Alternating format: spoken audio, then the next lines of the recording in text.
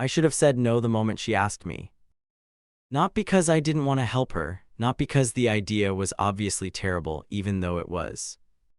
I should have said no because I had been in love with Nora Callahan for 2 years and 3 months, and the last thing someone in that position needs is a reason to pretend. The call came on a Tuesday night. That alone told me something. Nora didn't call on weeknights unless something was wrong. Either she was panicking or she had already convinced herself a problem was manageable when it definitely wasn't. Usually I could tell which one within seconds. This time I knew immediately. Dan, I need a favor. No greeting, no small talk. Just the voice she used when she had already made a decision and was hoping I wouldn't question it. My name is Daniel Holt. I'm 31 years old. I work as a structural engineer for a firm downtown, which means most of my days are spent figuring out how much pressure something can handle before it breaks. I was much better at analyzing buildings than myself. Nora and I had been best friends since college. Second year. Thermodynamics lecture. She sat beside me, looked at my notes, and said, "You write too small. I don't trust people who write like that." Then she borrowed my pen. She never returned it. That was basically our entire friendship in one moment. Nora taking something from me without realizing it. Me letting her because I always wanted her around more than I wanted my things back. She was funny without trying, the kind of funny that made you laugh first and understand later.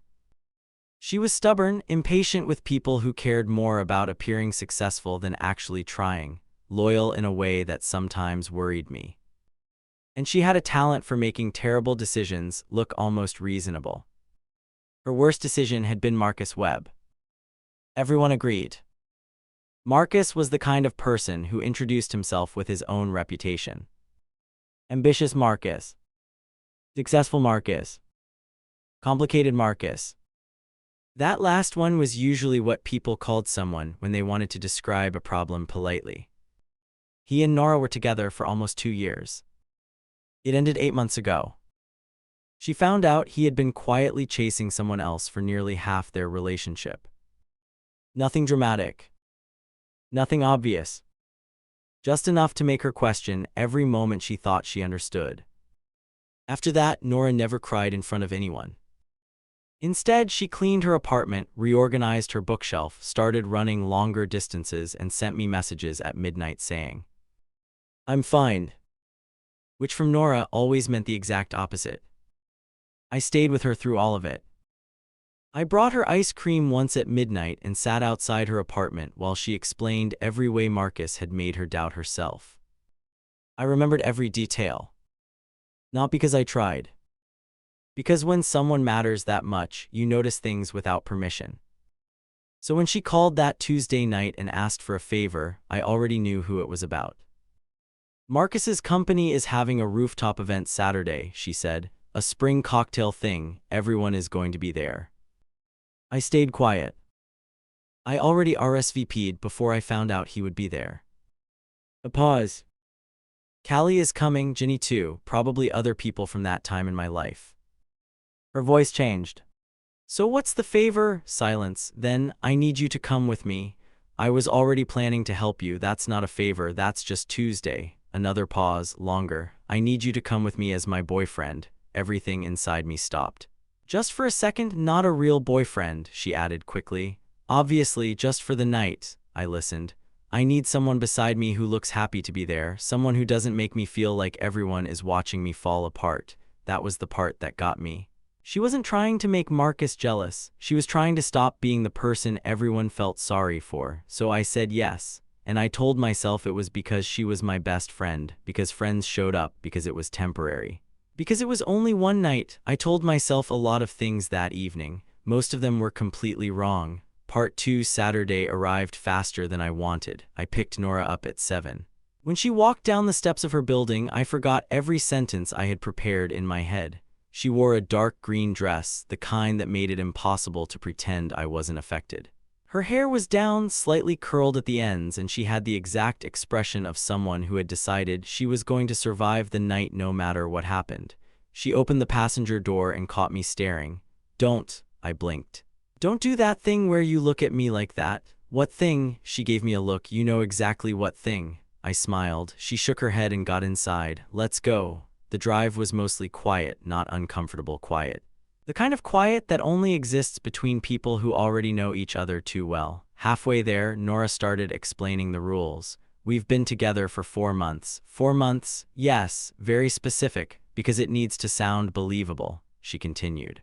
We met through work, nothing dramatic. You're comfortable around me, I'm comfortable around you. We don't overdo it. I nodded. And your name? She turned toward me. Daniel. Still me? Yes, Dan. You're still you, just checking. A small smile appeared on her face. Are you nervous? I'm not nervous. You are. I'm not.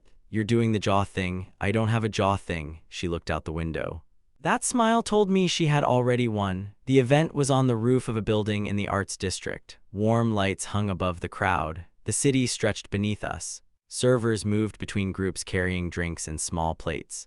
It was the kind of place where everyone looked successful and everyone was quietly checking who else was there. The elevator doors opened. Nora's hand immediately found my arm, not tightly, not for show, just naturally. Like she had done it 100 times, my entire body reacted like an alarm had gone off. I placed my hand over hers. She glanced up. Neither of us said anything. Then Callie appeared. Nora, she hugged her and then looked at me. So you're Daniel? The way she said it told me she had heard about me before. I'm Daniel. I've heard good things. She looked at Nora. Actually, a lot of good things. Nora smiled. Where's Jenny? Callie pointed toward the bar. We moved. For the first hour, everything felt dangerously easy. Nora relaxed. She laughed more. She introduced me to people. She touched my arm while telling stories. She leaned closer whenever someone approached who made her uncomfortable. And I did exactly what I promised myself I would do. I stayed beside her. I made her feel safe. I pretended. Except the problem was none of it felt like pretending. Then Marcus arrived. You notice people like Marcus without trying, not because they were important, because they believed they were. He entered like the room had been waiting, tall, confident, perfectly dressed. The kind of person who had never questioned whether he was enough. Nora noticed him before she saw him. Her hand tightened around my arm, barely, but I felt it. I turned toward her instead of him. You look like you own this place. She laughed quietly. The tension left her shoulders, only a little, but enough. Marcus saw us moments later. I watched his expression change. First Nora, then me, then my hand resting on her back. Something shifted behind his eyes. He walked over. Of course he did. Nora, his voice was smooth, carefully warm. Marcus, her voice was calm. That was a victory. He looked at me. Marcus Webb, Daniel Holt. We shook hands. You two came together, not a question. Nora answered. We did. Something about the way she said it surprised me. She didn't look at me for confirmation. She didn't need to. Marcus noticed. How long? A few months, I said. He nodded. A smile appeared, the kind that didn't reach anywhere important. Someone called his name across the room. He looked away. Excuse me. And just like that, he left. Nora exhaled. Did that help? Did what help? She looked at me. Acting like you actually wanted to be here. I smiled. I didn't have to act. For a second she just stared, then she looked away. Thank you. The night continued. More conversations. More introductions, more moments where Nora forgot she was supposed to be pretending. That was the dangerous part. When you pretend with someone you already know completely, the line disappears, because you aren't creating something new. You're just giving a name to something that has been there all along. When she laughed at my jokes, it wasn't fake. When she touched my arm, it wasn't planned. When she told someone, Daniel always listens so carefully that you realize halfway through he already understands you, she wasn't performing. She was just describing me, and somehow that hurt more because I knew she meant it. Around 9:30, we found a quieter spot near the edge of the roof. The city moved below us. She slipped off one heel and sighed. I think I survived. You did more than survive. She looked across the roof. Marcus stood with his girlfriend. His hand rested on her waist. It barely bothered me. She sounded surprised. Why? Her eyes moved back to mine. Because of you, I looked away. I'm your best friend. A pause. That's all this is. Her expression changed. Is it? 2 words, simple, dangerous. I had spent 2 years building careful answers, reasons, walls. Anything that kept me from risking what we had. But standing there with Nora looking at me like she already knew the truth, every excuse felt pointless. I looked at her, really looked, the girl who stole my pen. The woman who somehow became the center of every ordinary day. No, her face softened. No, it's not all this is. The city noise continued around us, but somehow everything became quiet. I know, she whispered. I frowned. You know, she smiled slightly. I've known for a while. How long? Long enough, I laughed, not because it was funny, because after 2 years of holding everything back, the truth finally felt lighter than the silence. She stepped closer. I didn't ask you tonight because of Marcus. I waited. I told myself it was. She looked down. But Callie would have come, Jenny would have come. A pause. I called you. My heart stopped. Why? Her eyes met mine. Because I wanted to know what it felt like. And, she smiled, it felt familiar, like something we had already been doing, like something we were both afraid to name. I've never been good at dramatic moments. I'm an engineer, I measure. I calculate, I don't jump without knowing what I'm landing on. But that night, with Nora standing in front of me, I stopped trying to solve everything. I've been in love with you since you stole my pen. She blinked. That was college, I know, she laughed, that same laugh I had loved for years. Why didn't you say anything? Because you were my best friend, I swallowed, and losing you felt worse than staying quiet. Her expression softened. Dan, she stepped closer. You weren't going to lose me. How would I know that? Her hand touched my face, gentle, certain, because I don't let go of things that matter, and for the first time in years, I believed her. The drive home felt completely different from the drive there. On the way to the event, every silence carried questions. On the way back, the silence felt like an answer. Nora sat beside me with one hand resting on the center console. Her fingers were close to mine, not holding on, not asking for anything. Just there. A reminder. At her building, I parked and walked her to the entrance like I always had. Except this time, everything felt different. She stopped on the top step and looked back at me. The height difference put us almost at eye level. For years, I had imagined moments like this. Confessions. Grand gestures. Some perfect sentence that would finally explain everything. But standing there, I realized the truth was much simpler. It had always been. I'm going to need you to stop disappearing and to being careful now. I looked up at her. I'm not disappearing. She tilted her head. You do that whenever something matters. I smiled slightly. Maybe because things that matter are usually the things you can lose. Her expression softened. Then don't lose them. A quiet moment passed. Then she said, be here anyway. And before I could overthink it, she leaned down and kissed me. It wasn't dramatic. It wasn't some movie moment with perfect timing. It was better. It was certain. Like a decision we had both been making for years, but were too afraid to admit. When she pulled back, she smiled. That same calm smile she wore when she had already figured something out. Good night, Daniel. Good night, Nora.